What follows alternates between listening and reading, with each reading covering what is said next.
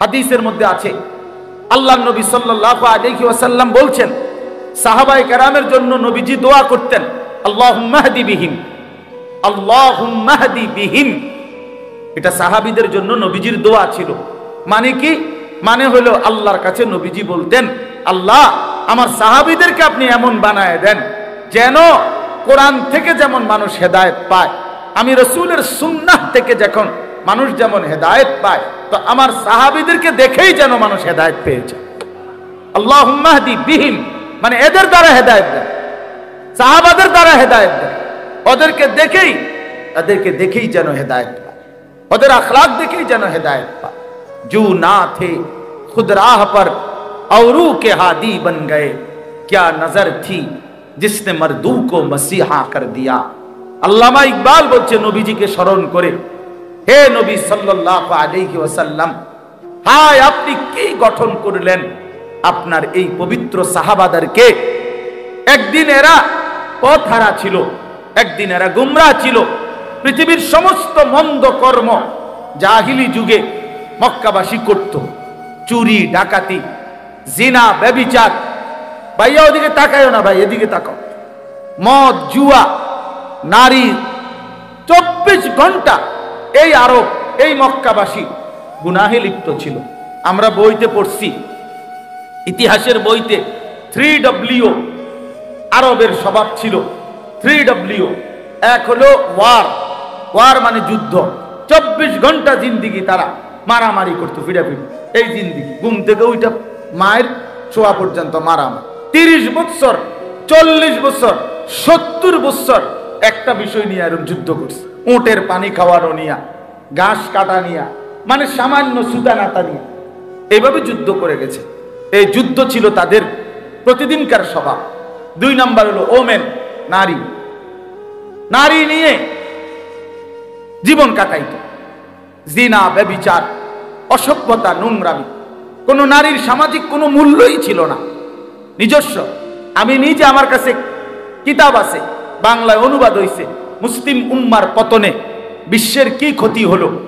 আমাদের হযরত মাওলানা আবু তাহের মিসবাহ সাহেব, আমার বাংলার শ্রেষ্ঠতম বুজুর্গ এবং বাংলাদেশের শ্রেষ্ঠ একজন ইসলামী সাহিত্যিক আদিব সাহেব হুজুরের লেখা অনুবাদ করা সৈয়দ আবুল হাসান আলী নদভী রাহমাতুল্লাহর কিতাব, ওইখানে আছে জাহিলি যুগে, এটা বলতেও লজ্জা, জাহিলি যুগের আখলাক ছিল আইয়ামে জাহিলিয়াতে যে 3 জিনিস সবার জন্য সমান অধিকার। 1 হলো আগুন, 2 হলো পানি, 3 হলো নারী। নারী সবার, নারীর আলাদা কোনো বিশেষত্ব নাই, আলাদা কোনো মর্যাদা নাই, যার মন চায় সে উপভোগ করবে। নাউজুবিল্লাহ, কি পরিমাণ চরিত্রহীনতা ছিল, কি পরিমাণ নোংরা ছিল। আমার কাছে বই আছে আন্দালুসের ইতিহাস, ডক্টর রাগেব সারজানির লিখিত 2 খণ্ডে বই, ওখানে স্পষ্ট আছে এক সময় জাহিলিয়াতের মানুষ এমন ছিল, এত জঘন্য ছিল, আপন ভাই বোন 2 জন একসাথে বকরি চড়াইতো, ছাগল চড়াইতো, 6 মাস পরে 1 বছর পরে নাউজুবিল্লাহ নাউজুবিল্লাহ আপন ভাই কর্তৃক আপন বোন গর্ভবতী হয়ে ঘরে ফিরত। এত অসভ্য ছিল, এত চরিত্রহীন ছিল এরা, পথ হারা ছিল। কি আল্লাহ চিনত না, আখলাক চিনত না, জিন্দেগির কিছুই চিনত না, কোন মনুষ্যত্ব বলতে ছিল না তাদের, কোন আখলাক ছিল না। এই পরিমাণ চরিত্রহীনতা ছিল। ওমেন নারী মানে নারী ছিল 24 ঘন্টার উপভোগের পণ্য, এ তো জাহিলিয়াতের আখলাক। আর 3 নাম্বার হলো ওয়াইন মানে মদ। ওয়াইন মানে কি? মদ। এই ওয়ার, ওমেন, ওয়াইন, কয়টা ডব্লিউ হইল? 3W। এই 3টা ডব্লিউ, অর্থাৎ এই ছিল তাদের মদ। মদ আরবি ভাষায় মদের যত আইটেম, মদের যত নাম পৃথিবীর কোনো ভাষায় নেই। মদ বুঝানোর জন্য আরবি ভাষা শত শত নাম, শত শত নাম। মদের যত আইটেম জাহিলিয়াতে ছিল, আরবে ছিল, এখনো ইউরোপে এগুলা নাই, এত বেশি ছিল। মদ তাদের 24 ঘন্টা জীবনের সকল ক্ষেত্রে যে কোনো কিছু, চা বিস্কুটের মতো তারা স্বাভাবিকভাবে মদ পান করত। তারা এত নিকৃষ্ট যেই মানুষগুলো ছিল, আল্লামা ইকবাল বলেন, হে নবী, যারা পথ হারা ছিল, যাদের কোনো আখলাক ছিল না, আপনার পবিত্র ছোঁয়ায়, আপনার স্পর্শে, আপনার মোবারক মেহনতে, আপনার চোখের পানির বরকতে, আপনার রাত জাগার বরকতে 23 বছরের আপনি দুয়ারে দুয়ারে আপনি মানুষের কাছে কাছে হাঁটছেন, কথা বলছেন, ফিরাইবার চেষ্টা করছেন, ফলে আজকে কি হলো? আওরু কে হাদি বন গয়ে। আজকে সেই মানুষগুলো যারা নিজেরা ছিল পথ হারা, আজকে তারাই হয়ে গেল লক্ষ মানুষের পথ প্রদর্শক। আজ তারা পথ দেখায়, এটা নাম আজ তারা পথ দেখায়, জু না থে খুদ রাহ পর আওরু কে হাদি বন গয়ে। যারা নিজেরাই পথ হারা ছিল। হযরত ওমর রাদিয়াল্লাহু তাআলা আনহু বলতেন, নওজওয়ান শোনো ভাইয়া, ওমর রাদিয়াল্লাহু তাআলা আনহু বলতেন যে আমি সেই ওমর, ইসলাম পূর্ব যুগে আমি এক মহিলার বকরি চড়াইতাম। আমি কোনোদিন, ভাইয়া মোবাইলটা হাতে যাদের, এটা নামাও, মোবাইল নিয়ে ব্যস্ত হয়েও না ভাইয়া, নিষেধ করলাম না, এমনি শোনো মিয়া। তো বলতেছিলাম, হযরত ওমর রাদিয়াল্লাহু তাআলা আনহু বলতেন যে ইসলাম পূর্ব যুগে আমি মহিলার বকরি চড়াইতাম নির্ধারিত মজুরিতে, পারিশ্রমিকে, কিন্তু উনি বলেন আল্লাহর কসম, আমি কোনোদিন মহিলার বকরিটা সন্ধ্যাবেলায় আইসা গইনা বুঝাইয়া দিতে পারতাম না, ডেইলি হারাইয়া লাইতাম, 2টা-4টা হারাইয়া লাইতাম। আমি বুঝতাম না কয়টা নিছিলাম, এখন কয়টা ফেরত আমার মন নাই, কি কয়টা নিছো কি জানি মন নাই, ভুলে গেছি। এরকম আলাবোলা ছিলাম আমি, এরকম সহজ ছিলাম, বুঝতাম না আমি, এরকম বোকা ছিলাম। কিন্তু আজ ইসলাম কোরআনের বরকতে, আল্লাহর নবী সাল্লাল্লাহু আলাইহি সাল্লামের বরকতে, যেই ওমর 50টা 100টা ছাগল গুছাইয়া রাখতে পারতাম না, আজ সেই ওমর আধা জাহানে বাদশাহী করে। ইসলাম আমাকে কোথায় পৌঁছায় দিছে, কোরআন আমাকে কোথায় পৌঁছায় দিছে, রাসূলুল্লাহ সাল্লাল্লাহু আলাইহি সাল্লামের সাহচর্য আমাকে কোথায় পৌঁছায়। এজন্য প্রিয় ভাই, আমার এই বই অনেক সুন্দর বই, ডক্টর রাগিব সারজানি, শোনো হে যুবক, এই অসাধারণ বই। উনি বলছেন, উনি কায়রোর, মিশরের একজন পৃথিবী বিখ্যাত দার্শনিক একজন, উনি বলছেন এই কথা যে আমি কায়রো ইউনিভার্সিটিতে, উনি বলছেন আমি যুব সমাজের সেমিনার হয়েছে, যুব সমাজের সমস্যাবলী, এই শিরোনামে উনি বলেন আমাকে তারা অতিথি হিসাবে বক্তব্য দেওয়ার জন্য যখন বলছে, আমি ব্যাপক প্রস্তুতি নিয়ে আসছিলাম। তো প্রথমে আমি তাদেরকে বললাম যে তোমরা ছোট্ট কাগজে আমার একটু লিখে জানাও যে তোমাদের সমস্যা কি।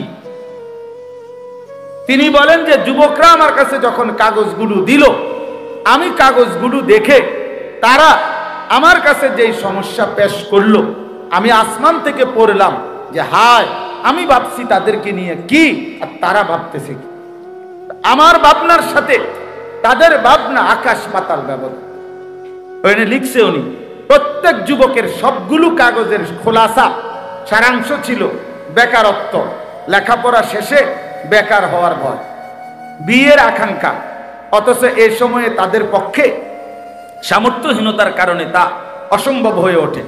যুবক যুবতীদের অবাধ মেলামেশার প্রেক্ষিতে তাদের যৌন আকাঙ্ক্ষা নাড়া দিয়ে ওঠা, দৃষ্টি নামিয়ে রাখতে কষ্ট হওয়া, জটিল শিক্ষা ব্যবস্থা ও তা কাজে না লাগার অনুভূতি, গোপন কু অভ্যাস, হাতের অপব্যবহার, নিজের আখলাকের অপব্যবহার, লজ্জাস্থানের অপব্যবহার ইত্যাদি, দরিদ্রতা, অর্থ সংকট, টাকা পয়সার টানাটানি, এক পেশে ভালোবাসা, মানে বুঝাইছে কেউ কেউ লিখছে আমি ওকে ভালোবাসি, ও আমার পাত্তাই দেন। আজ 3টা বছর ধরে আমি ওর পিছনে ঘুরি, আমি ছাগলের মতো বে বে করি, বে বে, ছাগল বে বে করে, মেয়ের পিছনে হে করে, অপদার্থ বলে কিভাবে। খুব তো মাদক দ্রব্যের সয়লাভ, নেশা, ধূমপান। এরপরে একজনের সমস্যা ছিল, সে মুঠোফোন মানে মোবাইল কিনতে চায়, বাবা দিচ্ছে না। মানে হযরত বলেন যে এই জাতীয় বিষয়গুলো ছেলেরা তাদের সমস্যা তুলে ধরছে। আর তিনি বলেন আমি ভাবতেছিলাম যা তাদের সাথে আলাপ করব, কথাটা খেয়াল করেন। যুবকদের সাথে উনি বলেন আমি ভাবতেছিলাম যুবকদের সাথে আলোচনা করব যে এই বিষয় নিয়ে, তারা মুসলিম যুব সমাজ কায়রো বিশ্ববিদ্যালয়ে, আমি ভাবতেছিলাম তাদের সাথে আলাপ করব এই বিষয়গুলো কি, যে আজ অধিকাংশ মুসলিম দেশে শরিয়া আইন বাস্তবায়ন না হওয়া, মানব রচিত আইন ও নীতিমালার প্রতি আস্থাশীল হওয়া এবং কোরআন সুন্নাহ বিমুখ হওয়া, এই ব্যাপারে আমাদের নওজওয়ানদের কি কর্মসূচি হওয়া উচিত। আমি ভাবছিলাম এটা বলবো। 2, অনেক মুসলিম ভূখণ্ড অমুসলিম শক্তি কর্তৃক বেদখল হয়ে যাওয়া, যেমন বিশেষত ফিলিস্তিন, ইরাক, কাশ্মীর, চেচনিয়া, আফগানিস্তান, এসব ভূখণ্ডে মুসলমানরা অন্যায়, অবিচার, জুলুম, হত্যা, নির্মম অত্যাচারের শিকার। আফগানিস্তানের নাম লেখছে ওই সময়, এখন তো আলহামদুলিল্লাহ ইসলামী খেলাফত। মিডিয়া কর্তৃক ইসলামকে লক্ষ্য করে সাঁড়াশি আক্রমণ, প্রকাশ্যে রাসূলুল্লাহ সাল্লাল্লাহু আলাইহি ওয়াসাল্লাম, বিশিষ্ট সাহাবায়ে কেরাম, আলেম ওলামাকে গালিগালাজ ও সমালোচনা করা হয়। প্রিন্ট ও ইলেকট্রনিক মিডিয়া তথা দৈনিক পত্র পত্রিকা, রেডিও, টেলিভিশন ও ইন্টারনেটে এই সমস্ত অশুভ কর্মের মহড়া আজ খুব স্বাভাবিক বিষয় হয়ে দাঁড়িয়েছে। এক্ষেত্রে আমরা কি করতে পারি? অর্থাৎ অধিকাংশ মুসলিম দেশ আজ অপরিশুদ্ধ ঋণে জর্জরিত, বাধ্যত এই ঋণ থেকে বেরিয়ে আসা তাদের পক্ষে প্রায় অসম্ভব। প্রশাসনিক দুর্নীতি, স্বচ্ছতার অভাব, সুদ, ঘুষ, চুরি, ডাকাতি, ছিনতাই, রাহাজানি, জালিয়াতি, আত্মসাৎ, মিথ্যা অপবাদ, এই সমস্ত অনৈতিক কার্যাবলী মুসলিম বিশ্বের বহু দেশকে সভ্য উন্নত দেশের তালিকার একেবারে নিচের দিকে ঠাঁই দিয়েছে। এক্ষেত্রে আমাদের পদক্ষেপ কি হইতে পারে? জ্ঞান বিজ্ঞানে পিছিয়ে পড়া, কারিগরি ও সৃজনশীল শিক্ষা ঘাটতি, বিশ্বের বহু অঞ্চলে ইসলামের দাওয়াত না পৌঁছা, মানব জাতির একটা বৃহৎ অংশ এখনো ইসলামের বাণী শুনেনি, অথবা শুনে থাকলেও মিথ্যা কিংবা বিকৃত বাণী শুনেছে। অথচ মুসলিম উম্মার জন্য ফরজ ভূপৃষ্ঠের প্রত্যেক ব্যক্তির কাছে ইসলামের দাওয়াত পৌঁছানো। এরকম অনেকগুলো লিখছে। উনি বলেন আমি ভাবতেছিলাম এসব বিষয় নিয়ে সারা পৃথিবীব্যাপী আলমী চিন্তা ফিকির নিয়ে আমি যুব সমাজের সাথে আলোচনা করব, আর এরা আমার কাছ থেকে সমাধান চায়। তার বাবা যে মোবাইল কিনে দিচ্ছে না, এটার সমাধান কি? তারা আমার কাছে জানতে চায় মেয়েটা যে আজকে 3 বছর ধরে তারে প্রেমের অফার দিচ্ছি, এখন সে যে আমার প্রেম প্রত্যাখ্যান করতেছে, এই জন্য তাবিজটা কি? বুঝেন নাই কথাটা?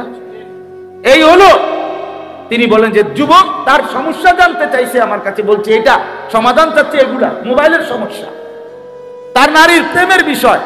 আর আমি ভাবতেছিলাম তাদেরকে নিয়ে গোটা পৃথিবীব্যাপী ইসলামের পুনর্জাগরণের স্বপ্ন। তা আমি কোথায়, তারা কোথায়? তারা কোথায়? আমাদের জেনারেশন কোথায়? এই জন্য বাপ, এই জন্য বন্ধু, এই জন্য দোস্ত, আমরা আত্মসংশোধন, নিজেকে গঠন, নিজের ঈমান, নিজের আখলাক, নিজের চরিত্র, নিজের জিন্দেগি যদি গঠন না করি দোস্ত, আগামী পৃথিবীতে ইসলামের বিজয় কিভাবে হবে? কিভাবে হবে? আমাদের যেই ফিলিস্তিনের হামাসের যে মুজাহিদ যিনি শাহাদাত বরণ করেছিলেন ইয়াহিয়া সিনওয়ার রাহমাতুল্লাহ আলাইহি, এই মহান যোদ্ধা, এই যে কয়েকদিন আগে যিনি শহীদ হলেন, ইসরায়েলের এই ইহুদি কুত্তারা সর্বশেষ যখন ওনাকে ড্রোনে হামলা করে, শেষ মুহূর্তে উনি যখন লাস্টে টের পাইছে যে ওনার উপরে শেষ বোমাটা হামলা করবে, তখনও ওনার হাতে একটা ছোট লাঠি ছিল, ছড়ি ছিল। এই লাঠিটা জানে উনি কিছুই হবে না এটা দিয়া, কিন্তু তারপরও শেষ হাতের লাঠিটা তাদের দিকে ছুঁড়ে মারছিল, বলছিল যা রেখা জান দিলাম তবুও তোদেরকে প্রত্যাখ্যান করলাম। কলিজার শেষ রক্ত দিও, কলিজার শেষ রক্ত দিছে, কিন্তু ইসলামের উপরে মজবুত ছিল, দ্বীনের উপরে মজবুত ছিল, দ্বীনের উপরে। কিছুদিন আগে যখন গাজাতে এক হসপিটালের মধ্যে ইসরায়েলের বোমা হামলা হয়, তখন ওই হসপিটালের শেষ মুহূর্ত পর্যন্ত একজন ডাক্তার সাহেব উনি হসপিটালের রোগীদের, আহতদের চিকিৎসা করতেছিল, কিন্তু ওই অবস্থায় ওনার গায়ে যখন বোম পড়ছে, এবার উনি শহীদ হয়ে গেছে। এই শহীদ হওয়ার পূর্ব মুহূর্তে হসপিটালের সাদা যেই ব্ল্যাকবোর্ড, সাদা বোর্ড, হোয়াইট বোর্ড, এই হোয়াইট বোর্ডের মধ্যে উনি শেষ লিখে গেছে, আগামী প্রজন্ম আমাদের মনে রেখো, আমরা শেষ পর্যন্ত চেষ্টা করছি। এই কথা লিখে উনি মরে গেছে, শহীদ হয়ে গেছে। ফিলিস্তিনের যিনি বক্তব্য দিছিলেন, ফিলিস্তিনের প্রতিনিধি, এই কথা বলতে গিয়ে তিনি গোটা বিশ্বের সামনে, বিশ্ব মোড়লদের সামনে চোখের পানি ফেলে কাঁদছিলেন জাতিসংঘের অধিবেশন। কিন্তু তার হিম্মতটা কি? ডাক্তার লিখে গেছে যে আমাদের মনে রেখো, মানে উনি বলছেন আরো লম্বা লাইন আছে, উনি বলছেন আমার বিশ্বাস আমার মাটি আজাদ হবে, আমার ভূমি মুক্ত হবেই। তো তোমরা যেদিন মুক্ত করবা, যেই প্রজন্ম, তোমরা আমাদেরকে মনে রেখো যে আমরা শেষ মুহূর্ত পর্যন্ত আমরা মাতৃভূমির সংরক্ষণের জন্য চেষ্টা করেছি। তাইলে বিষয়টার বাস্তবতা কি? আজকে আমরা স্বপ্ন দেখার কথা সারা পৃথিবী নিয়ে, স্বপ্ন দেখার কথা ইসলামের পুনর্জাগরণ নিয়ে। অস্ট্রেলিয়া, আমাদের একজন ঘনিষ্ঠ পরিচিত মানুষ আছেন, দাওয়াত ও তাবলীগের কাজ করেন, উনি অস্ট্রেলিয়াতে থাকেন। উনি বলছেন আমাদের সুদর্ণপুর আমার শায়েখের মাদ্রাসার মধ্যে উনি তখন বক্তব্য দিতে গিয়ে বলছিলেন যে অস্ট্রেলিয়াতে এমন বিচ্ছিন্ন ছোট ছোট দ্বীপ এখনো আছে, এখনো এই অত্যাধুনিক পৃথিবীর এই যুগেও অস্ট্রেলিয়াতে এমন বিচ্ছিন্ন দ্বীপ আছে যেখানে মানুষের বসবাস সভ্য পৃথিবীর কোনো ছোঁয়া যেখানে লাগে নাই, সেই জায়গাতেও আপনার এখনো এমন অনেক মানুষ আছে যারা কালেমার আহ্বান শুনে নাই, ইসলামের দাওয়াত পায় নাই। তো এখন ওই মানুষগুলো পর্যন্ত, পৃথিবীর শেষ মানুষটার কাছে ইসলাম পৌঁছিয়ে দেওয়া কার জিম্মাদারি? এখনো আবু বকর সিদ্দিক রাদিয়াল্লাহু তাআলার জিম্মাদারি। কথা বলে না, বলো না ভাইয়া, এখনো কি ওমর ফারুকের জিম্মাদারি? তো কার জিম্মাদারি? ওমর ফারুকের উত্তরসূরির জিম্মাদারি। তো এমনিতে সব সারা দেশে যেখানেই মাহফিলে যেটুকু যাওয়ার সুযোগ হয়, সব মাহফিলেই আমি এটা বেশি বলি। এখন বলতে বলতে দেখলাম যে সব মাহফিলেই নওজোয়ান শ্রোতা আমার বয়ানের সময় বেশি। আমার উপলব্ধি হয়েছে এটা। তাই আমি ভাবলাম যে এই যে আল্লাহ তাআলার পক্ষ থেকে দিন রাত আমি বলার চেষ্টা করি, এইটারে একটা ধারাবাহিক রূপ দেওয়া দরকার। অর্থাৎ কোন অঞ্চলে গেলাম, বললাম, তাৎক্ষণিক একটা যুবক উৎসাহিত হয়েছে আল্লাহর দিকে ফিরবার জন্য, কিন্তু এরপরে তো সে আর আমার সাথে দেখাও হয় না, কথাও হয় না, কোনো যোগাযোগও নাই, কোনো সিস্টেম নাই। তাইলে তার খোঁজ খবর নেওয়া কিভাবে? কেমন আছে, কতটুকু আগাইলো আল্লাহর পথে, আখেরাতের পথে, নিজের আখলাকের সৌন্দর্যের ক্ষেত্রে আগাইলো কেমন? এই খোঁজ খবর নেওয়া, মনিটরিং করা, তদারকি করা, এটা তো উচিত। এই চিন্তাকে সামনে নিয়ে সব মিলায়া আমরা আমার শায়েখ আল্লামা মুফতি মুশতাকুন নবী কাসেমী হুজুরের সাথেই আমি এই মশওয়ারাটা করছি যে হুজুর, আমি চাই যে আলাদাভাবে শুধু এই কিশোর তরুণ যুবক তাদের জন্যই শুধু পৃথক ইসলাহি মজলিস করুন, শুধু তাদের জন্য, যেন ওদেরকে নিয়েই কিছু কথা আলাদা বলা যায়। হুজুর খুব উৎসাহ দিয়েছেন এবং এমন কিছু কথা বলছেন যেটা আপনাদের সামনে বলার মতো না, কিন্তু বাকি আমারে যা বলার বলছেন। লম্বা সফর, আমি ঢাকা থেকে তখন সিলেট যাচ্ছিলাম হযরতের গাড়িতে করে, তখন বলছেন অনেক কিছু, বলছেন অনেক উৎসাহ দিয়েছে, অনেক দিল থেকে উৎসাহ দিয়েছেন, সাহস যোগাইছেন। এবং আজকের এই ডেটে জোহরের পরে হযরত আসবেন, আসার কথা ছিল না, আজকে কুমিল্লা আসারই কথা ছিল না, থাকবেন নোয়াখালী সিদ্ধান্ত ছিল, কিন্তু নিজের হাতে পরে ডায়েরিটা নিয়ে, তো নিজের হাতেই উনি ওনার ডায়েরিতে আজকে শনিবার বাদ জোহর আমাদের এখানকার জন্য মজলিস এটা লিখছে। আল্লাহ যদি আনায়, আশা করি আসবে ইনশাআল্লাহ। তারপরও আমরা দোয়া চাই যে আল্লাহ তাআলা যেন হযরতকে আফিয়তের সাথে আমাদের মাঝে আনায়। তো এই জন্য বললাম যে আজকে এই চিন্তাটা সবচেয়ে বেশি আমি যার সাথে পরামর্শ করে মোটামুটি একটা গুছাইবার এতটুকু চেষ্টা করছি, সে আমাদের এতক্ষণ যে বয়ান করলো মাওলানা ইয়াহিয়া ইউনুস, সে আমার একান্ত প্রিয় ছাত্র এবং আলহামদুলিল্লাহ একজন মেধাবী ছাত্র। ধারাবাহিকভাবে কওমি মাদ্রাসায় দাওরায়ে হাদিস পাশ করছে, সরকারি আলিয়া মাদ্রাসা থেকে কামিল পাশ করেছে এবং কুষ্টিয়া ইসলামী ইউনিভার্সিটি থেকে অনার্স মাস্টার্স করা। আলহামদুলিল্লাহ কিশোর নওজোয়ান নিয়ে তারও অনেক ফিকির। এরপরে আমাদের সাথে সম্পৃক্ত আরো কিছু নওজোয়ান আলেম কমপক্ষে 10-12 জন এখানে আছে, যাদেরও আমরা একসাথে ফিকির যেটা যে আমরা এই কাজটাকে আরেকটু সুন্দর, আরেকটু শৃঙ্খলায় এবং ধারাবাহিকভাবে আমরা করতে চাই।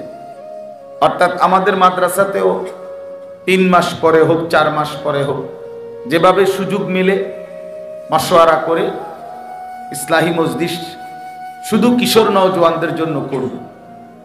একটা বিষয় হলো, কিছু কথা আছে, কিছু বিষয় আছে, বড় মাহফিলের চারিদিকে মাইক লাগায়, বাড়ি ঘরে মা বোন থাকে, বয়স্ক মুরব্বী শ্রোতা থাকে, নওজোয়ানকে অনেক কথা ওদের সামনেও বলা যায় না, যার কারণে কিছুটা বিব্রত বোধ করি। এই জন্য ভাবলাম যে শুধু নওজোয়ানের দুঃখ নওজোয়ানের কাছেই বলি, আলাদা। তো এই কারণে আলাদা আয়োজন, আলাদা ইন্তেজাম, আলাদা এই ফিকির। তো আমার দিলের তামান্না আল্লাহ তাআলাই করবেন, আল্লাহ চাইলেই হবে, আল্লাহ না চাইলে কিছুই হবে না। তো আল্লাহ তাআলা যদি করে ইনশাআল্লাহ সারা বাংলাদেশে জেলা ভিত্তিক, উপজেলা ভিত্তিক আমরা বিভিন্ন অঞ্চলেও ইনশাআল্লাহ কিশোর যুব ইসলাহি মজলিস করব ইনশাআল্লাহ। আল্লাহ তাআলা যেন তৌফিক দান করে। অর্থাৎ সবচেয়ে বড় বিষয় হলো কোরআনুল কারীমের মধ্যে আল্লাহ তাআলা ইরশাদ করেছেন, ওয়ালাউলা ফাদলুল্লাহি আলাইকুম ওয়া রাহমাতুহু মা যাকা মিনকুম মিন আহাদিন আবাদা। প্রিয় ভাই, আমার অনুরোধ, মোবাইল নিয়ে ধরে রাখো না, মোবাইল হাতে হাতে ধরে রাখো না। নওজোয়ান ভাই মোবাইল ধরে রাখো না, এমনি শোনো। তো মোবাইলে রেকর্ড করার দরকার নেই, মোবাইলে এরা রেকর্ড করতেছে, পরে দরকার হলে এদের থেকে শুনে দেখে নি, কিন্তু এমনি শোনো। যারা অনেক কষ্ট করে, আমি নিজেও সকালবেলা, আমার এটা ঘুমের টাইম, স্বাভাবিকভাবে আমি সকালবেলা ঘুমাই, কিন্তু আমার এই ঘুমের টাইম আমি না ঘুমাই আসছি। এই জন্য সবাই কষ্ট করে আমরা আসছি, যে যেখান থেকেই আসছি সময় নিয়ে কষ্ট করে ফিকির করে আসছি, অল্প হোক। আজকের এই প্রথম আয়োজনে ইনশাআল্লাহ আমি মনে করি এই নওজোয়ান ভাই তোমরা যারা আসছো, আগামী দিনে আল্লাহ যদি কবুল করে, এটা যদি আরো বড় পরিসরে হয়, আরো সুন্দর হবে, আরো বড় হবে, আল্লাহ চাইলেই হবে ইনশাআল্লাহ। তখন এই শুরুর মানুষগুলো, প্রথম যারা অংশগ্রহণ করলাম আজকে, পরবর্তীতে যতজন এই কার্যক্রমের সাথে অংশগ্রহণ করবে ইনশাআল্লাহ প্রত্যেকের নেকির সমপরিমাণ সওয়াব এই উদ্বোধনকারীরা পাবে। মান দাআ ইলা হুদান কানা লাহু মিনাল আজরি মিসলু উজুরি মান তাবিআহু। তো সরাসরি হাদিস, আল্লাহর নবী সাল্লাল্লাহু আলাইহি ওয়াসাল্লাম বলেন, যে কাউকে কল্যাণের দিকে ডাকলো, হেদায়েতের দিকে ডাকলো, অতঃপর যতজন তার সেই আহ্বানকে অনুসরণ করলো, প্রত্যেকের সমপরিমাণ নেকি এই আহ্বানকারীকে আল্লাহ তাআলা দান করবে। তাহলে আজকে আমরা প্রথম, তা আমরা ইনশাআল্লাহ ধরে নিলাম যে সারা বাংলাদেশের কিশোর নওজোয়ানকে আমরা আহ্বান করলাম, তাইলে ইনশাআল্লাহ এরপরে যারা আসবে তো তাদের সমপরিমাণ নেকি আমরাও পেতে থাকবো ইনশাআল্লাহ। তো আমি বলতেছিলাম বিষয়টা এজন্য আলাদা বুঝা, নিজেরা বুঝার চেষ্টা করলে ইনশাআল্লাহ ধারাবাহিকভাবে আমরা এটা লিখছি। মাওলানা ইয়াহিয়া আলোচনা করেছে মদ, জুয়া, চরিত্র ও জীবন বিধ্বংসী মহাপাপ। এটা আমার নিজের হাতে দেওয়া শিরোনাম। ইনশাআল্লাহ কিছুক্ষণ পরে 12টা থেকে আল্লামা মুফতি আমজাদ হোসেন সাহেব বাংলাদেশের একজন প্রখ্যাত আলেম, গবেষক, বিচক্ষণ, বিদগ্ধ একজন আলেমী দ্বীন, আমাদের কুমিল্লা মুরাদনগরের। তিনি ইনশাআল্লাহ বয়ান করবেন জৈবিক চাহিদা নিয়ন্ত্রণে রোজা কার্যকর মাধ্যম। রাসূলুল্লাহ সাল্লাল্লাহু আলাইহি ওয়াসাল্লাম বলছেন, যুবককে আলাদা বলছেন যে রোজা রাখতে, চরিত্র হেফাজতের জন্য, চরিত্র হেফাজতের জন্য। এবং নবীজি বলছেন ফা ইন্নাস সাওমা লাহু বিজাউন, নিশ্চয়ই রোজার মধ্যে রয়েছে তোমার যৌন চাহিদা নিয়ন্ত্রণের প্রতিষেধক। এটা অনেক বড় একটা প্রতিষেধক। এই বিষয়টার উপরে, রোজার বিষয়টা, যুবকের জৈবিক চাহিদা নিয়ন্ত্রণে কার্যকর একটি ভূমিকা, এটা নিয়ে ইনশাআল্লাহ উনি আলোচনা করবেন। হযরত মাওলানা মুফতি ইউসুফ বিন ইকবাল, বাংলাদেশের এখন বর্তমান সময়ের নওজোয়ান আলোচকদের মধ্যে একজন অন্যতম আলোচক, অনেক সুন্দর বয়ান করে সে মাওলানা, আলহামদুলিল্লাহ। উনিও আসতেছেন, উনিও আলোচনা করবেন জিনা, ব্যভিচার ও হারাম সম্পর্কের ক্ষতিকর প্রভাব, এই বিষয়ে। আমাদের কুমিল্লা ক্যান্টনমেন্টের দাওয়াত ও তাবলীগের আমাদের সাথী, আমাদের উলামায়ে কেরামের সাথে সম্পৃক্ত একজন দ্বীন দরদি ডাক্তার, শিশু বিশেষজ্ঞ ডাক্তার, ডাক্তার মিজানুর রহমান, উনি ইনশাআল্লাহ কিছুক্ষণ বয়ান করবেন জীবন গঠনে দাওয়াত ও তাবলীগের ভূমিকা। আমার শায়েখ আরিফ বিল্লাহ হাকিমুন নফস আল্লামা মুফতি মুশতাকুর নবী কাসেমি জোহরবাদ হুজুর ইনশাআল্লাহ বিরতির পরে বয়ান করবেন, ইসলাহি বয়ান, হজরতের মর্জি মতোই ইনশাআল্লাহ বয়ান করবেন। তো আপনাদের কাছে, নওজোয়ান ভাই, বিশেষ করে তোমাদের কাছে আমাদের বিশেষ কথা হলো এটা, আল্লাহ তাআলা কুরআনুল কারীমের মধ্যে বলছেন ওয়ালাউলা ফাদলুল্লাহি আলাইকুম ওয়া রাহমাতুহু মা যাকা মিনকুম মিন আহাদিন আবাদা। আল্লাহ তাআলা বলেন যে আল্লাহ তাআলার দয়া, অনুগ্রহ, রহমত যদি না হয় তাহলে কেহই নিজেকে নিজে সংশোধন করতে পারে না। এই কথাটা হলো মূল কথা আমার। মা যাকা মিনকুম মিন আহাদিন আবাদা, আবাদান অর্থ হলো কখনোই না। কেউ নিজেকে নিজে চরিত্রবান, আখলাকওয়ালা বানাইতে পারবে না, নিজে নিজে পারবেন। আমি নিজে ভালো হয়ে যাব, আমি নিজে এখন থেকে ভালো হয়ে যাব, পারতেন না।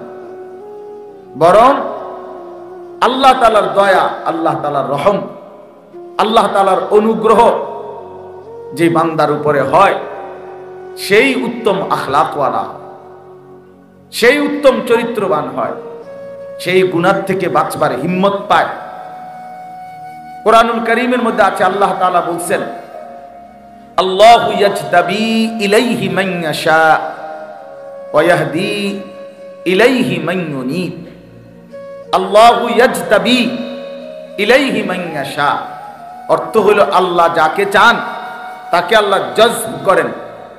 জজব এই শব্দটা অর্থ হলো আল্লাহ তাআলা নিজেই তাকে আকর্ষণ করে টেনে নিজের দিকে ফিরিয়ে নিয়ে আসে। আল্লাহ টেনে নিয়ে আসে। আল্লাহু ইয়াজতাবি,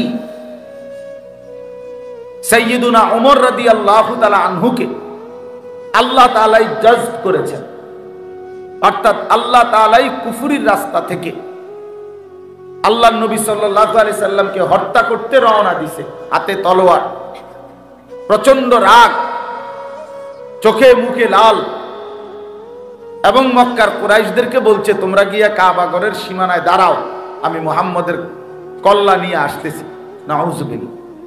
এরকম উত্তেজিত যুবক, এরকম উত্তেজিত তরবারি হাতে, উন্মুক্ত তরবারি নিয়ে যিনি রওনা দিলেন, তো যাচ্ছেন তো নবী সাল্লাল্লাহু আলাইহি সাল্লামকে হত্যা করতে, এক মহা পাপের উদ্দেশ্যে।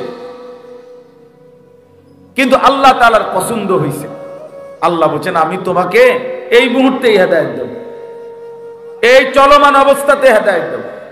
তো আল্লাহ তাআলা জজব করে, আল্লাহ যেন টেনে হযরত ওমর রাদিয়াল্লাহু তাআলা আনহুকে তৎক্ষণাৎ এই পথে, এই অবস্থাতে আল্লাহ তাআলা তাকে কালেমার দৌলত দিয়ে নবী সাল্লাল্লাহু আলাইহি ওয়াসাল্লামের কাছে যখন এনেছেন, লম্বা ঘটনা, মানে আমি শুধু বুঝাইতে চাচ্ছি যে যখন এনেছেন আল্লাহ নবী সাল্লাল্লাহু আলাইহি সাল্লাম এর সামনে সাহাবীরা যারা ছিল, কিতাবের মধ্যে আছে যে ওমর রাদিয়াল্লাহু তাআলা আনহুকে দেখেই সাহাবায়ে কেরাম দাঁড়ায় গেছে, প্রত্যেকেই তরবারি খাপের মধ্যে হাতে লাগাইছে, অর্থাৎ তারা বুঝছে ওমর এখন নবীজিকে আক্রমণ করবে, এজন্য ওনারাও দাঁড়ায় গেছে রেডি হয়ে।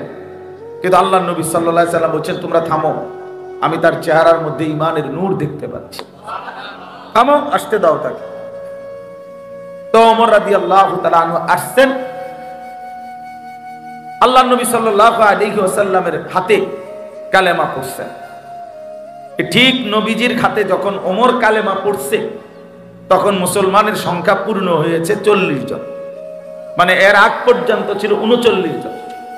ওমরের মাধ্যমে 40তম সংখ্যাটা পূর্ণ হয়েছে। আল্লাহ তাআলা তখন কোরআনুল কারীমের আয়াত নাজিল করছেন জিবরাইলকে পাঠিয়ে, ইয়া আইয়ুহান নাবিয়্যু হাসবুকাল্লাহু ওয়া মানিত্তাবাআকা মিনাল মুমিনিন, বন্ধু আমার, নবী আমার, এখন থেকে নিয়ে আপনার জন্য আমি আল্লাহই যথেষ্ট, এবং এই পর্যন্ত যে কয়জন মুমিন হয়েছে এরাই আপনার সহযোগিতার জন্য যথেষ্ট। তার মানে ওমর মুসলমান হইছে, এইবার আপনি আপনার কালেমা, আপনার দাওয়াত প্রকাশ্যে উন্মুক্ত বলতে থাকেন। হযরত ওমর রাদিয়াল্লাহু তাআলা আনহু তখন এই বাকি 39 জন সাহাবী সহ আল্লাহ নবী সাল্লাল্লাহু আলাইহি ওয়াসাল্লামকে নিয়ে খানায়ে কাবার সামনে আইসা বলছে, ইয়া রাসূলুল্লাহ, আপনি সেজদা করেন, আর ওনাদেরকে বলছে আপনারা সেজদা করেন আল্লাহর জন্য। আর ওমর রাদিয়াল্লাহু তাআলা একা তরবারি তুলে, মক্কার কুরাইশরা তো আগেই দাঁড়ায় আছে, তো তাদেরকে বলছে যদি কেউ তার মায়ের বুক খালি করতে চাও তাও একটা কোপ দিয়া ফালাই দেবা। আর কেউ হিম্মত করে না। হযরত জিবরাইল আলাইহিস সালাম আসছে, আয়েশা তখন বলছে, ইয়া রাসূলুল্লাহ, লাকাদ ইস্তাবশারা আহলুস সামাই বিইসলামি ওমর। ইয়া রাসূলুল্লাহ, গোটা আসমানের সব ফেরেশতারা, 7 আসমানের কোটি কোটি ফেরেশতা এই মুহূর্তে আপনার ওমরের কালেমা শুনে, ইসলাম দেখে গোটা আসমানে ওনারা খুশিতে তাকবীর ধ্বনি দিয়েছে। গোটা আসমানবাসী ফেরেশতারা খুশিতে আনন্দে উদ্বেলিত হয়ে গেছে। তাইলে আল্লাহ তাআলা যাকে চায়, আল্লাহু ইয়াজতাবি ইলাইহি মান ইয়াশা। এজন্য প্রিয় বন্ধু, আল্লাহ তাআলা চাইলে মানুষ বদলে, আল্লাহ তাআলা আমূল বদলায় দেয়, আমূল পরিবর্তন করে দেয়, জিন্দেগি গড়ে দেয়, সাজিয়ে দেয়, পরিবর্তন করে দেয়। আবার আল্লাহ তাআলার আরেকটা নিয়ম, ওই পরের অংশ আয়াতের, ওয়াহদি ইলাইহি মান ইউনিব। আল্লাহ তাআলা বলেন, এক তো হইল কাউকে কাউকে আল্লাহ ইচ্ছে করে একেবারে গুনাহ নাফরমানির অবস্থা থেকেই ইউটার্ন করে আল্লাহ তাকে ঈমানওয়ালা আমলওয়ালা বানায় দেয়, এটা আল্লাহর একটা বহুত বড় মেহেরবানি। আর আরেকটা হলো আল্লাহ তাআলা বলেন, মান ইউনিব, যে আমি আল্লাহর দিকে ঝুঁকে আসে, আমি আল্লাহ, সে আসে যেদূর, তার চাইতে বেশি এগিয়ে আমি তাকে হেদায়েত দিয়ে দেব। এই হলো দ্বিতীয় তরফ। অর্থাৎ বান্দা যদি কিছুটা আগায়, আমি ভালো হতে চাই, আমি চরিত্রবান হতে চাই, আমি জীবনটা নষ্ট করতে চাই না, আমি আখিরাতকে পেতে চাই, আল্লাহ আমি আপনাকে চাই, এই একটু মানসিকতা তার ভিতরে আসছে, এখন সে সিদ্ধান্ত নিছে আল্লাহর রাস্তায় একটু আগাবে, ভালো হওয়ার একটু ফিকির করবে। তো আল্লাহ তাআলা বলেন, এমন দিল থেকে বান্দার মধ্যে যদি আমি দেখি যে আসলেই সে আমি আল্লাহর দিকে ঝুঁকছে, বাস্তবিক অর্থে সে আমার দিকে আসতে চাচ্ছে, আল্লাহর কসম আল্লাহ বলে আমি তাকে তার চাইতে এগিয়ে হেদায়েত দিয়ে থাকি। তাহলে দুই তর্জ, এক হলো কাউকে আল্লাহ তাআলা চাইলে একদম পুরা ইউটার্ন করে মন্দ রাস্তা থেকে কল্যাণের পথে নিয়ে আসেন, আর কাউকে আল্লাহ তাআলা, বান্দা যদি একটু ঝুঁকে আগায়, তো আল্লাহ তাআলা তার চাইতে বেশি এগিয়ে তাকে হেদায়েত দিয়ে থাকে।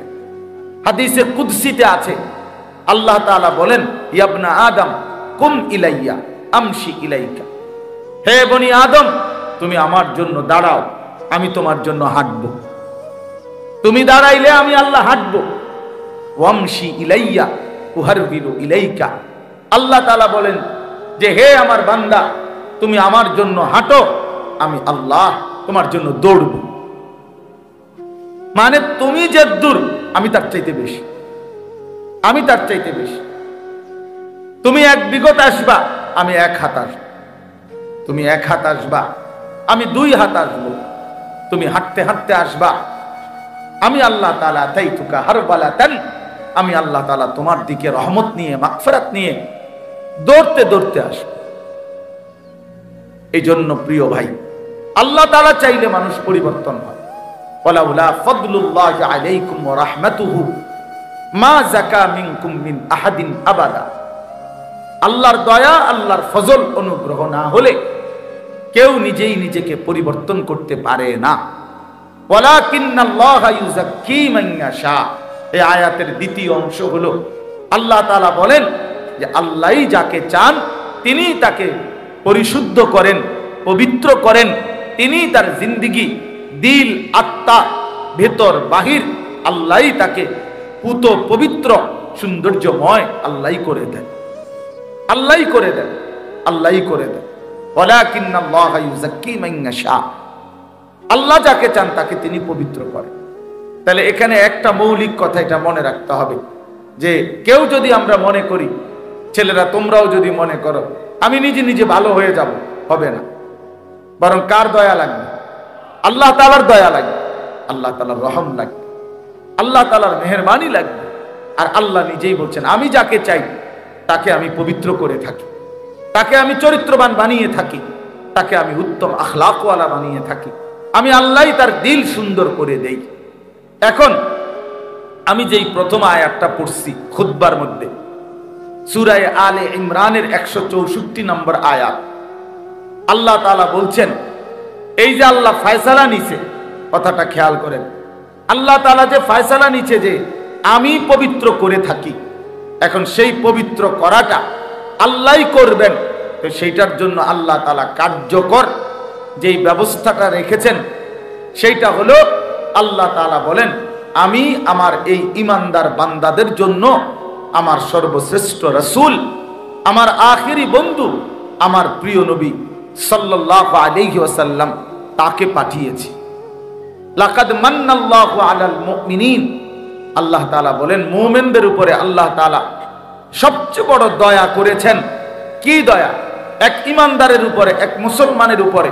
এই যে আমরা এখানে মুসলমান, আমরা ঈমানদার ভাই, আমাদের উপরে আল্লাহর সবচেয়ে বড় দয়া কি? জীবনের সবচেয়ে বড় পাওয়া আমাদের কি? আল্লাহ তাআলা বলেন মুমিনের জন্য জীবনে আমি আল্লাহর সবচেয়ে বড় দয়া হলো আমার আখিরি রাসূল, আমার কলিজার টুকরা, আমার সবচেয়ে প্রিয় বন্ধু, আমার হাবিব, আমার দোস্ত নবী মুহাম্মদ সাল্লাল্লাহু আলাইহি ওয়াসাল্লাম, তাদেরকেই আমি আমার এই ঈমানদার বান্দাদের জন্য দিয়ে দিলাম। এটাই হলো আমি আল্লাহর সবচেয়ে বড় দয়া। এটা দয়া, আল্লাহর সবচেয়ে বড় দান যে আমরা নবীকে পেলাম, আমরা প্রিয় নবী সাল্লাল্লাহু আলাইহি ওয়াসাল্লামকে পেলাম, শ্রেষ্ঠতম রাসূলকে পেলাম, এমন একজন নবীকে পেলাম যার সবকিছু সুন্দর, যার সবকিছু শ্রেষ্ঠ, তার সব সুন্দর, সব সুন্দর। তিনি হাসলেও সুন্দর, তিনি কাঁদলেও সুন্দর, তিনি কথা বললেও সুন্দর, তিনি চুপ থাকলেও সুন্দর, তিনি হাঁটলেও সুন্দর, তিনি স্থির দাঁড়িয়ে থাকলেও সুন্দর, তিনি সুন্দর, সবচেয়ে সুন্দর। ওয়া আহসানু মিনকা লাম তারা কাত্তু আইনি ওয়া আজমালু মিনকা লাম তালিদিন নিসাউ। নবী সাল্লাল্লাহু আলাইহি সাল্লামের সাহাবী হযরত হাসান ইবনে সাবিত বলছে যে আয় নবী, আপনার চাইতে সুন্দর আমি এই 2 নয়নে আর কাউকে দেখিনি। আপনার চাইতে সুন্দর কাউকে কোনো মা জন্মই দেয় নাই, প্রসবই করে নাই, এমন সুন্দর। তাহলে তিনি সবচেয়ে সুন্দর, আবার তিনি সর্বশ্রেষ্ঠ, সব গুণে তিনি শ্রেষ্ঠ। জীবনের যত কিছু কল্পনা করা যায় মানুষের জীবনে, সমস্ত গুণে তিনি শ্রেষ্ঠ। বন্ধুর কাছেও শ্রেষ্ঠ, দুশ্মনের কাছেও শ্রেষ্ঠ। অর্থাৎ এই 1450 বছর ধরে আল্লাহ নবী সাল্লাল্লাহু আলাইহি ওয়াসাল্লামকে অসংখ্য অগণিত কোটি কোটি মুমিন নবীজির জীবন পরীক্ষা করছে, বিশ্লেষণ করছে, তাদের কাছেও নবীজি সর্বশ্রেষ্ঠ। আবার এই 1450 বছর ধরে কত কাফের, বেঈমান, মুশরিক, নাস্তিক, মুরতাদ, কত বিধর্মী, গবেষক, পণ্ডিত, দার্শনিক, বুদ্ধিজীবী কাফের তারা, কিন্তু তারা আমাদের নবী সাল্লাল্লাহু আলাইহি সাল্লামকে নিয়ে গবেষণা করেছে, তাদের কাছেও তিনি সর্বশ্রেষ্ঠ। এজন্য তিনি বন্ধুর কাছেও শ্রেষ্ঠ, দুশ্মনের কাছেও শ্রেষ্ঠ, আপনজনের কাছেও শ্রেষ্ঠ, পরের জনের কাছেও শ্রেষ্ঠ। তিনি সবার কাছেই তিনি সর্বশ্রেষ্ঠ। আল্লাহ তাআলা বলেন, এই সর্বশ্রেষ্ঠ রাসূল আমি তোমাদেরকে দিলাম, এটাই হলো আমার সবচেয়ে বড় দয়া, সবচেয়ে বড় ইহসান। এখন কেন দিলাম? আল্লাহ তাআলা বলেন, তিনটা উদ্দেশ্যে দিলাম। এক, ইয়াতলু আলাইহিম আয়াতিহি, আমার কালাম, আমার কোরআন তেলাওয়াত করবে, শোনাবে, শিখাবে। কোরআন তেলাওয়াত করবে, কোরআন শিখাবে, কোরআনের তেলাওয়াত উচ্চারণ করাবে, বিশুদ্ধ তেলাওয়াত করাবে। এইটা আমার রাসূলের মূল মাকসাদ। দুই নাম্বার, ওয়ায়ুযাক্কিহিম, এইটা বলার জন্য আমি বলছি। নবী সাল্লাল্লাহু আলাইহি সাল্লামের দ্বিতীয় দায়িত্ব, আল্লাহ তাআলা বলেন 23 বছরে আমি আমার রাসূলকে দিয়ে কি করলাম, কেন পাঠাইলাম? দ্বিতীয় জিম্মাদারি হলো ওয়ায়ুযাক্কিহিম, তিনি আমার বান্দাদের অন্তর পবিত্র করবেন, তাজকিয়া করবেন, ইসলাহ করবেন, সংশোধন করবেন। আমার বান্দাদের অন্তর থেকে সমস্ত মন্দ আখলাক, সমস্ত মন্দ স্বভাব দূরীভূত করে উত্তম স্বভাব দ্বারা সুসজ্জিত করে দিবেন, আখলাক দ্বারা সাজিয়ে দিবেন, জিন্দেগির দিলটা পরিশুদ্ধ করে দিবেন। এটা হলো তাজকিয়া। এটা নবী সাল্লাল্লাহু আলাইহি সাল্লামের 23 বছরের অন্যতম মিশন, দায়িত্ব। আর 3 নাম্বার হলো ওয়ায়ুআল্লিমুহুমুল কিতাবা ওয়াল হিকমা। আল্লাহ তাআলা বলেন তৃতীয় দায়িত্ব হলো, কেন আমি নবীকে দিলাম? তৃতীয় জিম্মাদারি হলো কোরআন এবং সুন্নাহর আলোকে আমার বান্দাদের পুরা জীবন তিনি হাতে কলমে শিখিয়ে দেবে, গঠন করে দিবে, জীবন গঠন করবে, এই উদ্দেশ্যে। তাহলে আমাদের প্রিয় নবী সাল্লাল্লাহু আলাইহি সাল্লাম এই পৃথিবীতে আসছেন 3টি মহৎ উদ্দেশ্যে। 1 নাম্বার, কোরআনুল কারীমের তেলাওয়াত উম্মতের সামনে পেশ করবেন, বিশুদ্ধ তেলাওয়াত উম্মতকে শিখাবেন, এই উদ্দেশ্যে। 2 নাম্বার, সমস্ত ঈমানদার উম্মতের অন্তরকে সমস্ত মন্দ স্বভাব থেকে দূর করে উত্তম স্বভাব দ্বারা সাজিয়ে দেবেন। 3 নাম্বার, কোরআন এবং সুন্নাহর আলোকে আল্লাহ তাআলার পছন্দ মাফিক জিন্দেগি হাতে কলমে প্র্যাকটিক্যাল তালিম শিখিয়ে দিবেন। প্রত্যেকটা জীবনের হাসি, কান্না, আনন্দ, বেদনা, রাত দিন, একাকী, প্রকাশ্য, ঘর সংসার, দেশ জাতি, রাষ্ট্র, রাজনীতি, একাকী জীবন, ব্যক্তিগত বিষয়, ওযু, ইস্তেঞ্জা, প্রস্রাব, পায়খানা, এরপরে স্বামী স্ত্রী, রাতের দিনের যাবতীয় বিষয়াদি, সকল বিষয় একেবারে একটা সুই একটা সুতা।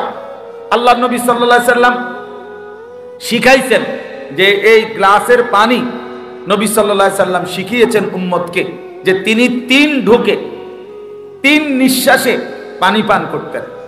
প্রতিটা নিঃশ্বাস গ্লাসের মধ্যে ফেলতেন না, নিঃশ্বাস বাহিরে ফেলতেন। লা ইয়াতানাফাসু ফিল ইনা, আল্লাহ নবী সাল্লাল্লাহু আলাইহি সাল্লাম পাত্রে, গ্লাসে, জগে, মগে নিঃশ্বাস ফেলতেন না, এবং 3 নিঃশ্বাসে কমপক্ষে পানি পান করতেন। এরপরে আরো বেশি হইতে পারে, কিন্তু কমপক্ষে 3 নিঃশ্বাসে পান করতেন। তাহলে কি বোঝা গেল? বোঝা গেল আল্লাহ নবী সাল্লাল্লাহু আলাইহি সাল্লাম উম্মতের নিঃশ্বাসটা কেমনে ফেলবে এটাও ঠিক করে দিছে, এটাও ঠিক করে দিছে, নিঃশ্বাস পর্যন্ত ঠিক করে দিছেন।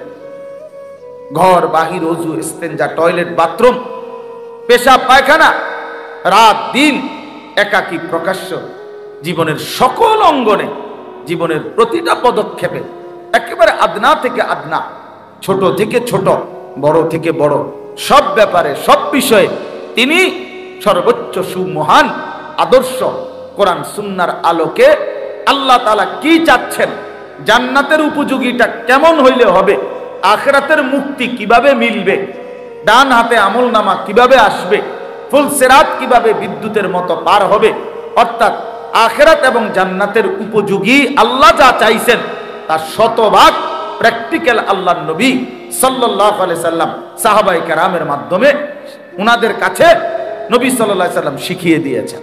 এটাই নবী সাল্লাল্লাহু আলাইহি সাল্লামের মিশন ছিল।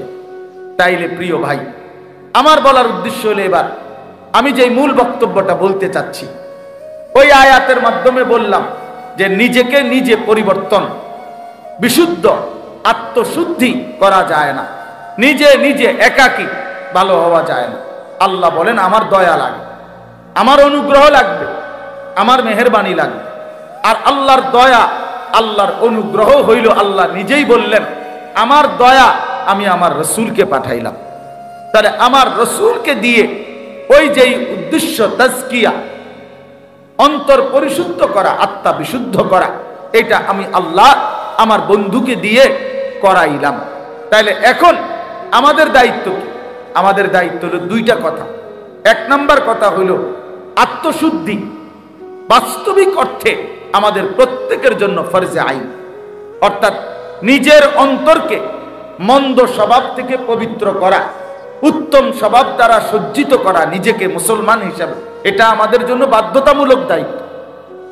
এটা খামখেয়ালি বিষয় না, খামখেয়ালি বিষয় না। লোকের সামনে অথবা কখনো কখনো কারো সামনে একটু ভদ্রতা দেখাইলাম, একটু সুন্দর দুইটার বাক্য বললাম, এটাকে আখলাক বলে না, এটাকে আখলাক বলে না ভাই, আখলাক বলে না। আঙ্কেলের সামনে আপনি, ভাই তোমার অসুবিধা হলে চেয়ারে বসো, চেয়ার নাও, আছে চেয়ার আছে তো নেও, সমস্যা নাই, চেয়ার নাও। তুমি বারবার মাথা উঠাইলে অন্যদের কষ্ট হয়, আর নয়তো এমনি বসো আসন ধরে, যেমনি সুবিধা হয়। তো এই জন্য বললাম এটা জরুরি, এটা আমার দায়িত্ব। আল্লাহ তাআলা কোরআনুল কারীমের মধ্যে বলছেন কাদ আফলাহা মান তাযাক্কা, সফল হয়েছে সে, মান তাযাক্কা, যে তার অন্তরকে পবিত্র করেছে। আল্লাহ বলছেন 14টা কসম করে, কোরআনুল কারীমের মধ্যে অনেক কসম আছে, কসম আল্লাহ কসম করে করে বলছেন। তার মধ্যে একটা সূরাতে আল্লাহ তাআলা 14টা কসম করছে একসাথে, একসাথে। ওয়াশ-শামসি ওয়া দুহাহা ওয়াল কামারি ইদা তালাহা ওয়ান নাহারি ইদা জাল্লাহা ওয়াল লাইলি ইদা ইয়াগশাহা, এইভাবে প্রতিটার মধ্যে দুইটা দুইটা করে মোট 14টা কসম করে আল্লাহ বলেন বান্দা আমি 14 বার কসম করে বললাম কাদ আফলাহা মান যাক্কাহা, যে তার অন্তরকে বিশুদ্ধ করেছে সেই কেবল সফল হয়েছে।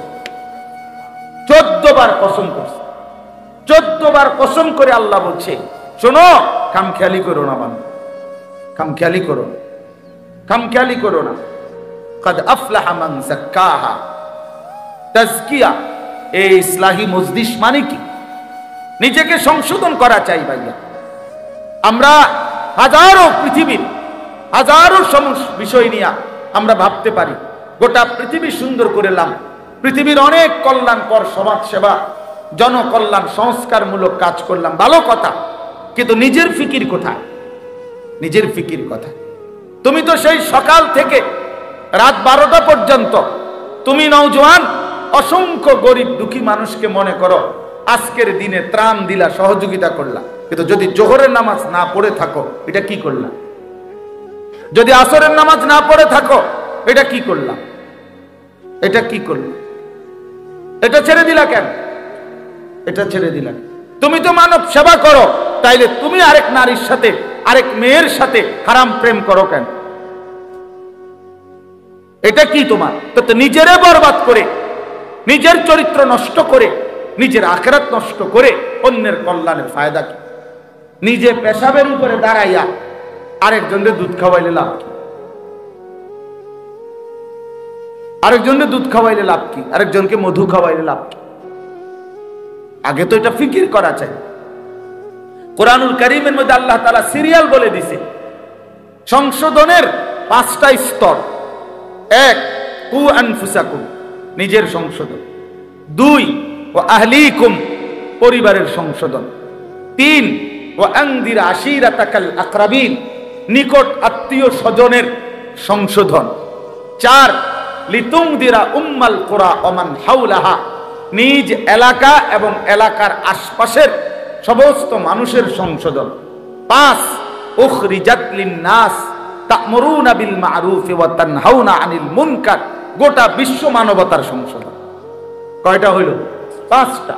এর মধ্যে 1 নাম্বার কি বলো না ভাইয়া? 1 নাম্বার কি? তো তোমার ফিকির কই? তোমার ফিকির কই ভাই? তোমার ফিকির অনেক। আমরা প্রত্যেকেই এখন যদি আমরা বলি যে আপনারা প্রত্যেকেই 10,000 টাকা চাঁদা দিবেন, 5,000 টাকা চাঁদা দিবেন, সবগুলো টাকা একত্র করে আমরা গরিব দুঃখী মানুষকে বিভিন্ন জনকল্যাণমূলক কাজ করব, নিঃসন্দেহে ভালো কাজ, নিঃসন্দেহে ভালো কাজ, অনেক বড় সওয়াবের কাজ। কিন্তু বিষয়টা হলো এইটা মিলে যাবে, হয়তো এইটা টাকারও ব্যবস্থা হয়ে যাবে, কম্বলের ব্যবস্থাও হয়ে যাবে। কিন্তু আমরা যদি বলি চলেন সিদ্ধান্ত নেব আমরা 30 দিন, আমরা 60 দিন একটানা ফজরের নামাজ জামাতের সাথে পড়ব প্রথম কাতারে, এইখানে পাওয়া একটু কঠিন। এখানে পাওয়া কঠিন। আল্লাহর কসম, আমার কথা হলো এইটা, আমার এই মাকসাদ শুধু এইটা যে হ্যাঁ ভাইয়া, মানবের সেবা, মানুষের কল্যাণ, মানুষের উপকার অবশ্যই জরুরি, ভালো কাজ, কিন্তু নিজের সংশোধন আরো বেশি জরুরি, আরো বেশি জরুরি। আমি বদলাবো কোন দিন? আমার চরিত্র সুন্দর হবে কোন দিন?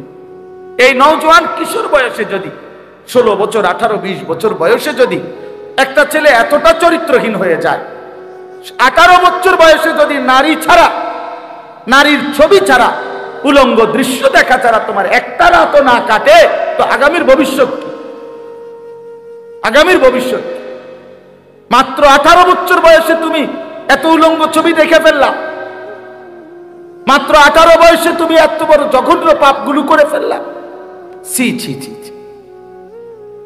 আমি তো জানি 16 বছর 18 বছর বয়সের ছেলেদের সাথেও তো আমার কথা হয়, এত অল্প বয়সী ছেলেও জিনা এবং ব্যভিচার, নারীর সাথে অসভ্যতায় একেবারে ভাইসা গেছে, ডুবে গেছে। আফসোসের বিষয়। হায় হায়, কল্পনা করে কিভাবে, ভাবে কিভাবে, এটা কিভাবে সম্ভব হইতে পারে? এটা কিভাবে? মুসলমানের সন্তান এভাবে ভাইসা যাবে কেন? মুসলমানের সন্তান এভাবে চরিত্রহীন হবে কেন? এই জন্য দোস্ত, আমার মূল ফিকির এটা, আমার এই মজলিসের মাকসাদ এইটা, যে দরে দরে বারবার আমি আশা করি আমার 30 বছরে যদি, আমার 50 বছর, আমার পুরা হায়াতে যদি এক নওজোয়ানও বদলে যায়, তো আমার নাজাতের জন্য আশা করা যায় ওই একজনই যথেষ্ট। খালা আমি সংখ্যা দিয়ে করুম কি? আমার 10,000 ভক্ত জরুরি না ভাইয়া, 50,000 ভক্ত দিয়ে আমি করবোটা কি? 50,000 না, 50 লক্ষ মানুষ একত্রে স্লোগান দিয়ে আমারে যদি ক্যান্টনমেন্ট দিয়ে আসে, আর আল্লাহ তাআলা যদি বলে আনিস আমি নিলাম না তোমার, হ্যাঁ, তো কি হবে তখন? কি হবে তখন? এই পরিচিতি, এই সুখ্যাতি, এই সুনাম দিয়ে দোস্ত হবেটা কি? পৃথিবীবাসী তোমার চুল দেখলো, পৃথিবীবাসীকে তুমি ফেসবুকে প্যান্টের মডেল দেখাইলা, মোটর সাইকেলের মডেল দেখাইলা, আখলাক দেখাইবা কোন দিন? আখলাক দেখাও, আখলাক দেখাও, আখলাক দেখাও। মুসলমান আখলাক দেখাবে। এই পৃথিবীতে অসংখ্য, এই পৃথিবীর অসংখ্য অঞ্চলে মুসলমানের আখলাক দেখে লাখো মানুষ কালেমা পড়ে মুসলমান হয়েছে। হ্যাঁ, আজকে যেইটা ভারতের একটা প্রদেশ আছে কেরালা, যেটারে মালাবার বলতো আগে, এখন কেরালা প্রদেশ বলে, ইন্ডিয়ার একটা এলাকা। এইখানে মুসলিম ব্যবসায়ী উনাদের উত্তম আচরণের দ্বারা, উনাদের উত্তম আখলাকের দ্বারা ওই অঞ্চলের হিন্দুরা দলে দলে কালেমা পড়ে মুসলমান হয়েছে, এবং সেই মাধ্যমে এখন এখানে বৃহৎ জনগোষ্ঠী এখানে মুসলিম। আখলাক। সাইপ্রাস, সাইপ্রাস এশিয়া এবং আফ্রিকা নাকি না ইউরোপের সংযোগ একটা দেশ, একটা দ্বীপ, ছোট সাইপ্রাস। এই সাইপ্রাসের মধ্যে সর্বপ্রথম মুসলিম ব্যবসায়ী কাফেলার আখলাক দেখে সর্বপ্রথম মানুষ ওই অঞ্চলে মুসলমান হয়েছে। শ্রীলঙ্কায়, যে ছোট্ট দেশ, এই শ্রীলঙ্কায় যে কয়জন মুসলমান হয়েছে, তো মুসলিম ব্যবসায়ী কাফেলার আখলাক দেখে।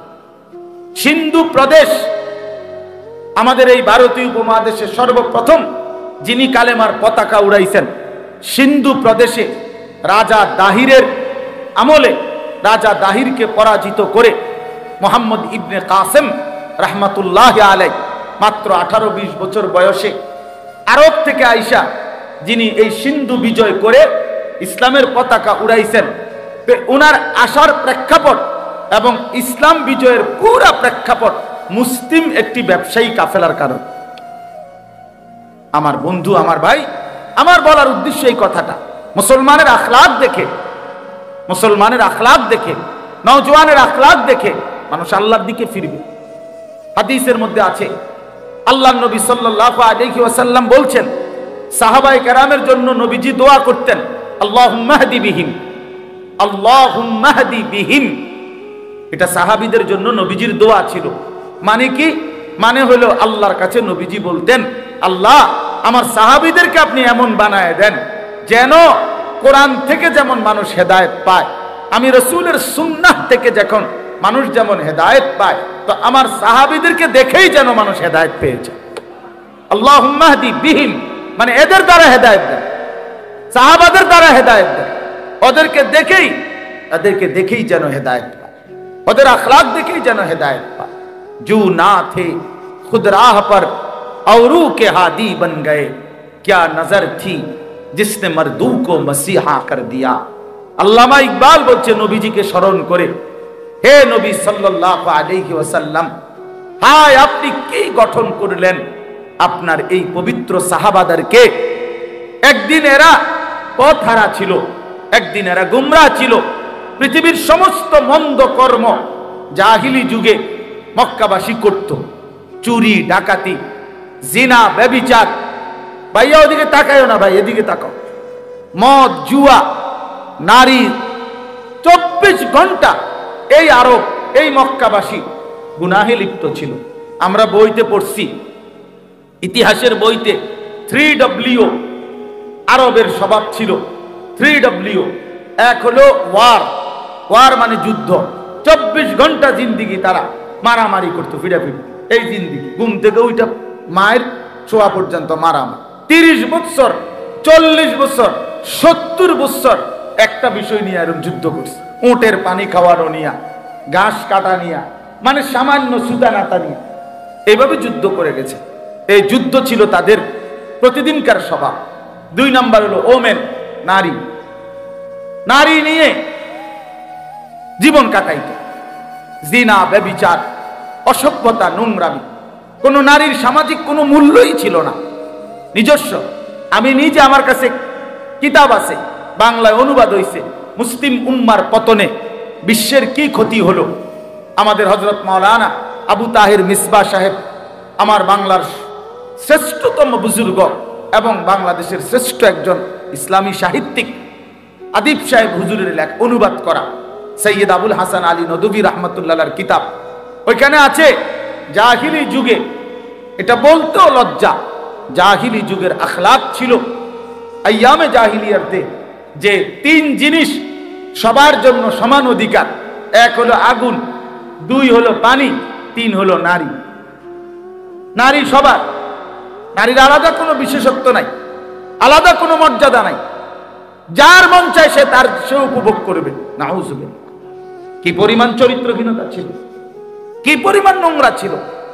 আমার কাছে বই আছে আন্দালুসের ইতিহাস, ডক্টর রাগেব সারজানির লিখিত 2 খণ্ডে বই।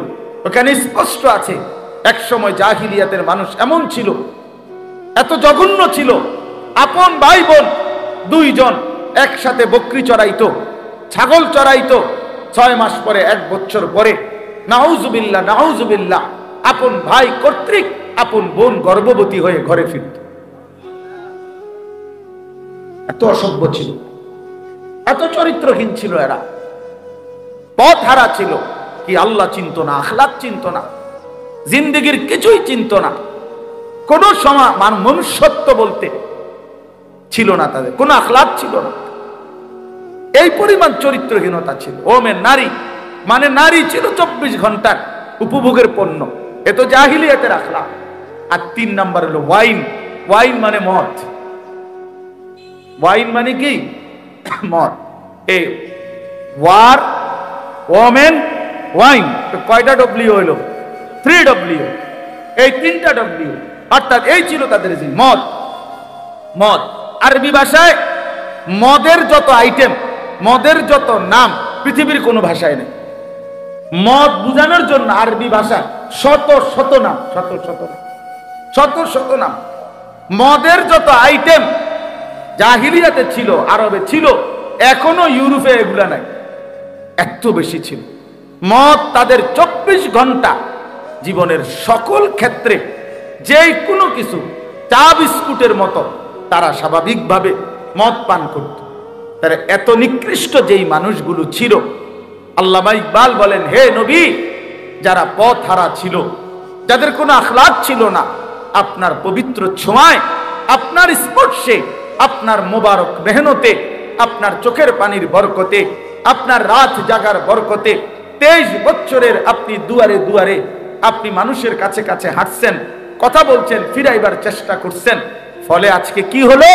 আওরু কে হাদি বন গয়ে। আজকে সেই মানুষগুলো যারা নিজেরা ছিল পথ হারা, আজকে তারাই হয়ে গেল লক্ষ মানুষের পথ প্রদর্শক। আজ তারা পথ দেখায়, এটা নামায়, আজ তারা পথ দেখায়। জু না থে খুদ রাহ পর আওরু কে হাদি বন গয়ে, যারা নিজেরাই পথ হারা ছিল।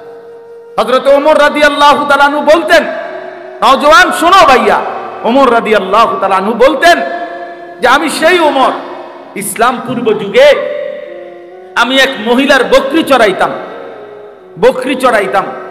আমি কোনোদিন, ভাইয়া মোবাইলটা হাতে যাদের, এটা নামাও, মোবাইল নিয়ে ব্যস্ত হয়েও না ভাইয়া, নিষেধ করলাম না, এমনি শোনো মিয়া। তো বলতেছিলাম, হযরত ওমর রাদিয়াল্লাহু তাআলা আনহু বলতেন যে ইসলাম পূর্ব যুগে আমি মহিলার বকরি চড়াইতাম নির্ধারিত মজুরিতে, পারিশ্রমিকে, কিন্তু উনি বলেন আল্লাহর কসম, আমি কোনোদিন মহিলার বকরিটা সন্ধ্যাবেলায় আইসা গইনা বুঝাইয়া দিতে পারতাম না, ডেইলি হারাইয়া লাইতাম, 2টা-4টা হারাইয়া লাইতাম। আমি বুঝতাম না কয়টা নিছিলাম, এখন কয়টা ফিরত আমার মন নাই, কি কয়টা নিছো কি জানি মন নাই, বুঝলে গেছে। এরকম আলাবোলা ছিলাম আমি, এরকম সহজ ছিলাম, বুঝতাম না আমি, এরকম বোকা ছিলাম। কিন্তু আজ ইসলাম কোরআনের বরকতে, আল্লাহর নবী সাল্লাল্লাহু আলাইহি সাল্লামের বরকতে, যেই ওমর 50টা 100টা ছাগল গুছাইয়া রাখতে পারতাম না, আজ সেই ওমর আধা জাহানে বাদশাহী করে। ইসলাম আমাকে কোথায় পৌঁছায় দিছে, কোরআন আমাকে কোথায় পৌঁছায় দিছে, রাসূলুল্লাহ সাল্লাল্লাহু আলাইহি সাল্লামের সাহচর্য আমাকে কোথায় পৌঁছায়। এজন্য প্রিয় ভাই, আমার এই বই অনেক সুন্দর বই, ডক্টর রাগিব সারজানি, শোনো হে যুবক, এই অসাধারণ বই। উনি বলছেন, উনি কায়রোর, মিশরের একজন পৃথিবী বিখ্যাত দার্শনিক একজন, উনি বলছেন এই কথা যে আমি কায়রো ইউনিভার্সিটিতে, উনি বলছেন আমি যুব সমাজের সেমিনার হয়েছে, যুব সমাজের সমস্যাবলী এই শিরোনামে। উনি বলেন আমাকে তারা অতিথি হিসাবে বক্তব্য দেওয়ার জন্য যখন বলছে, আমি ব্যাপক প্রস্তুতি নিয়ে আসছিলাম। তো প্রথমে আমি তাদেরকে বললাম যে তোমরা ছোট্ট কাগজে আমার একটু লিখে জানাও যে তোমাদের সমস্যা কি। তিনি বলেন যে যুবকরা আমার কাছে যখন কাগজগুলো দিল, আমি কাগজগুলো দেখে তারা আমার কাছে যেই সমস্যা পেশ করলো, আমি আসমান থেকে পড়লাম যে হায়, আমি ভাবছি তাদেরকে নিয়ে কি, আর তারা ভাবতেছে কি। আমার ভাবনার সাথে তাদের ভাবনা আকাশ পাতাল ব্যবধান। ওখানে লিখছে উনি, প্রত্যেক যুবকের সবগুলো কাগজের খোলাসা সারাংশ ছিল বেকারত্ব, লেখাপড়া শেষে বেকার হওয়ার ভয়, বিয়ের আকাঙ্ক্ষা, অথচ এই সময়ে তাদের পক্ষে সামর্থ্যহীনতার কারণে তা অসম্ভব হয়ে ওঠে। যুবক যুবতীদের অবাধ মেলামেশার প্রেক্ষিতে তাদের যৌন আকাঙ্ক্ষা নাড়া দিয়ে ওঠা, দৃষ্টি নামিয়ে রাখতে কষ্ট হওয়া, জটিল শিক্ষা ব্যবস্থা ও তা কাজে না লাগার অনুভূতি, গোপন কু অভ্যাস, হাতের অপব্যবহার, নিজের আখলাকের অপব্যবহার, লজ্জাস্থানের অপব্যবহার ইত্যাদি, দরিদ্রতা, অর্থ সংকট, টাকা পয়সার টানাটানি, এক পেশে ভালোবাসা, মানে বুঝাইছে কেউ কেউ লিখছে আমি ওকে ভালোবাসি, ও আমার পাত্তাই দেয়। আজ 3টা বছর ধরে আমি ওর পিছনে ঘুরি, আমি ছাগলের মতো বে বে করি, বে বে, ছাগল বে বে করে, মেয়ের পিছনে হে করে, অপদার্থ বলে কিভাবে? খুব তো মাদক দ্রব্যের সায়লাভ, নেশা, ধূমপান। এরপরে একজনের সমস্যা ছিল, সে মুঠোফোন মানে মোবাইল কিনতে চায়, বাবা দিচ্ছে না। মানে হযরত বলেন যে এই জাতীয় বিষয়গুলো ছেলেরা তাদের সমস্যা তুলে ধরছে। আর তিনি বলেন আমি ভাবতেছিলাম যা তাদের সাথে আলাপ করব, কথাটা খেয়াল করেন, যুবকদের সাথে। উনি বলেন আমি ভাবতেছিলাম যুবকদের সাথে আলোচনা করব যে এই বিষয় নিয়ে, তারা মুসলিম যুব সমাজ, কায়রো বিশ্ববিদ্যালয়ে। আমি ভাবতেছিলাম তাদের সাথে আলাপ করব এই বিষয়গুলো কি, যে আজ অধিকাংশ মুসলিম দেশে শরিয়া আইন বাস্তবায়ন না হওয়া, মানব রচিত আইন ও নীতিমালার প্রতি আস্থাশীল হওয়া এবং কোরআন সুন্নাহ বিমুখ হওয়া, এই ব্যাপারে আমাদের নওজওয়ানদের কি কর্মসূচি হওয়া উচিত। আমি ভাবছিলাম এটা বলবো। 2, অনেক মুসলিম ভূখণ্ড অমুসলিম শক্তি কর্তৃক বেদখল হয়ে যাওয়া, যেমন বিশেষত ফিলিস্তিন, ইরাক, কাশ্মীর, চেচনিয়া, আফগানিস্তান। এসব ভূখণ্ডে মুসলমানরা অন্যায়, অবিচার, জুলুম, হত্যা, নির্মম অত্যাচারের শিকার। আফগানিস্তানের নাম লেখছে ওই সময়, এখন তো আলহামদুলিল্লাহ ইসলামী খেলাফত। মিডিয়া কর্তৃক ইসলামকে লক্ষ্য করে সাঁড়াশি আক্রমণ, প্রকাশ্যে রাসূলুল্লাহ সাল্লাল্লাহু আলাইহি ওয়াসাল্লাম, বিশিষ্ট সাহাবায়ে কেরাম, আলেম ওলামাকে গালিগালাজ ও সমালোচনা করা হয়। প্রিন্ট ও ইলেকট্রনিক মিডিয়া তথা দৈনিক পত্র পত্রিকা, রেডিও, টেলিভিশন ও ইন্টারনেটে এই সমস্ত অশুভ কর্মের মহড়া আজ খুব স্বাভাবিক বিষয় হয়ে দাঁড়িয়েছে। এক্ষেত্রে আমরা কি করতে পারি? অর্থাৎ অধিকাংশ মুসলিম দেশ আজ অপরিশুদ্ধ ঋণে জর্জরিত। বাহ্যত এই ঋণ থেকে বেরিয়ে আসা তাদের পক্ষে প্রায় অসম্ভব। প্রশাসনিক দুর্নীতি, স্বচ্ছতার অভাব, সুদ, ঘুষ, চুরি, ডাকাতি, ছিনতাই, রাহাজানি, জালিয়াতি, আত্মসাৎ, মিথ্যা অপবাদ, এই সমস্ত অনৈতিক কার্যাবলী মুসলিম বিশ্বের বহু দেশকে সভ্য উন্নত দেশের তালিকার একেবারে নিচের দিকে ঠাঁই দিয়েছে। এক্ষেত্রে আমাদের পদক্ষেপ কি হইতে পারে? জ্ঞান বিজ্ঞানে পিছিয়ে পড়া, কারিগরি ও সৃজনশীল শিক্ষা ঘাটতি, বিশ্বের বহু অঞ্চলে ইসলামের দাওয়াত না পৌঁছা, মানব জাতির একটা বৃহৎ অংশ এখনো ইসলামের বাণী শুনেনি, অথবা শুনে থাকলেও মিথ্যা কিংবা বিকৃত বাণী শুনেছে। অথচ মুসলিম উম্মার জন্য ফরজ ভূপৃষ্ঠের প্রত্যেক ব্যক্তির কাছে ইসলামের দাওয়াত পৌঁছানো। এরকম অনেকগুলো লিখছে। উনি বলেন আমি ভাবতেছিলাম এসব বিষয় নিয়ে সারা পৃথিবীব্যাপী আলমী চিন্তা ফিকির নিয়ে আমি যুব সমাজের সাথে আলোচনা করব। আর এরা আমার কাছ থেকে সমাধান চায়, তার বাবা যে মোবাইল কিনে দিচ্ছে না, এটার সমাধান কি? তারা আমার কাছে জানতে চায়, মেয়েটা যে আজকে 3 বছর ধরে তার প্রেমের অফার দিচ্ছি, এখন সে যে আমার প্রেম প্রত্যাখ্যান করতেছে, এই জন্য তাবিজটা কি? বুঝেন নাই কথাটা? এই হলো। তিনি বলেন যে যুবক তার সমস্যা জানতে চাইছে, আমার কাছে বলছে এটা সমাধান চাচ্ছে, এগুলা মোবাইলের সমস্যা, তার নারীর প্রেমের বিষয়। আর আমি ভাবতেছিলাম তাদেরকে নিয়ে গোটা পৃথিবীব্যাপী ইসলামের পুনর্জাগরণের স্বপ্ন। তা আমি কোথায়, তারা কোথায়? তারা কোথায়? আমাদের জেনারেশন কোথায়? এই জন্য বাপ, এই জন্য বন্ধু, এই জন্য দোস্ত, আমরা আত্মসংশোধন, নিজেকে গঠন, নিজের ঈমান, নিজের আখলাক, নিজের চরিত্র, নিজের জিন্দেগি যদি গঠন না করি দোস্ত, আগামী পৃথিবীতে ইসলামের বিজয় কিভাবে হবে? কিভাবে হবে? আমাদের যেই ফিলিস্তিনের হামাসের যে মুজাহিদ, যিনি শাহাদাত বরণ করেছিলেন, ইয়াহিয়া সিনওয়ার রাহমাতুল্লাহ আলাইহি, এই মহান যোদ্ধা, এই যে কয়দিন আগে যিনি শহীদ হলেন, ইসরায়েলের এই ইহুদি কুত্তারা সর্বশেষ যখন ওনাকে ড্রোনে হামলা করে, শেষ মুহূর্তে উনি যখন লাস্টে টের পাইছে যে ওনার উপরে শেষ বোমাটা হামলা করবে, তখনও ওনার হাতে একটা ছোট লাঠি ছিল, ছড়ি ছিল। এই লাঠিটা জানে উনি কিছুই হবে না এটা দিয়া, কিন্তু তারপরও শেষ হাতের লাঠিটা তাদের দিকে ছুঁড়ে মারছিল। বলছিল যা রেখা জান দিলাম তবু তোদেরকে প্রত্যাখ্যান করব। কলিজার শেষ রক্ত দিয়েও, কলিজার শেষ রক্ত দিছে, কিন্তু ইসলামের উপরে মজবুত ছিল, দ্বীনের উপরে মজবুত ছিল, দ্বীনের উপরে। কিছুদিন আগে যখন গাজাতে এক হসপিটালের মধ্যে ইসরায়েলের বোমা হামলা হয়, তখন ওই হসপিটালের শেষ মুহূর্ত পর্যন্ত একজন ডাক্তার সাহেব, উনি হসপিটালের রোগীদের, আহতদের চিকিৎসা করতেছিল, কিন্তু ওই অবস্থায় ওনার গায়ে যখন বোম পড়ছে, এবার উনি শহীদ হয়ে গেছে।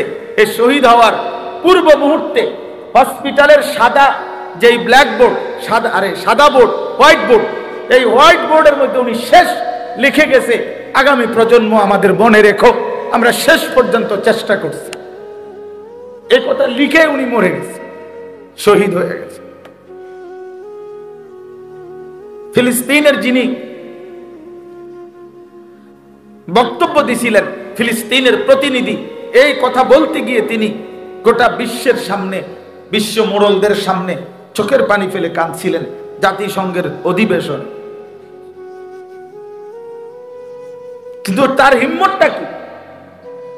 ডাক্তার লিখে গেছে যে আমাদের মনে রেখো, মানে উনি বলছেন, আরো লম্বা লাইন আছে, উনি বলছেন আমার বিশ্বাস আমার মাটি আজাদ হবে, আমার ভূমি মুক্ত হবেই, তো তোমরা যেদিন মুক্ত করবা, যেই প্রজন্ম, তোমরা আমাদেরকে মনে রেখো যে আমরা শেষ মুহূর্ত পর্যন্ত আমরা মাতৃভূমির সংরক্ষণের জন্য চেষ্টা করেছি। তাইলে বিষয়টার বাস্তবতা কি? আজকে আমরা স্বপ্ন দেখার কথা সারা পৃথিবী নিয়ে, স্বপ্ন দেখার কথা ইসলামের পুনর্জাগরণ নিয়ে। অস্ট্রেলিয়া, আমাদের একজন ঘনিষ্ঠ পরিচিত মানুষ আছেন, দাওয়াত ও তাবলীগের কাজ করেন, উনি অস্ট্রেলিয়াতে থাকেন।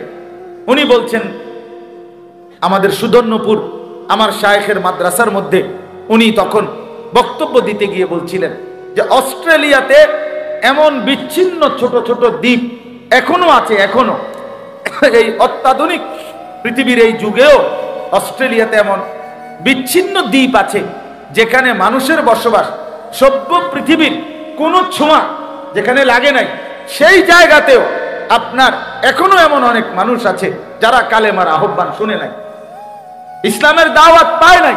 তো এখন ওই মানুষগুলো পর্যন্ত, পৃথিবীর শেষ মানুষটার কাছে ইসলাম পৌঁছিয়ে দেওয়া কার জিম্মাদারি? এখনো আবু বকর সিদ্দিক রাদিয়াল্লাহু তাআলার জিম্মাদারি। কথা বলে না, বলো না ভাইয়া, এখনো কি ওমর ফারুকের জিম্মাদারি? তো কার জিম্মাদারি? ওমর ফারুকের উত্তরসূরির জিম্মাদারি।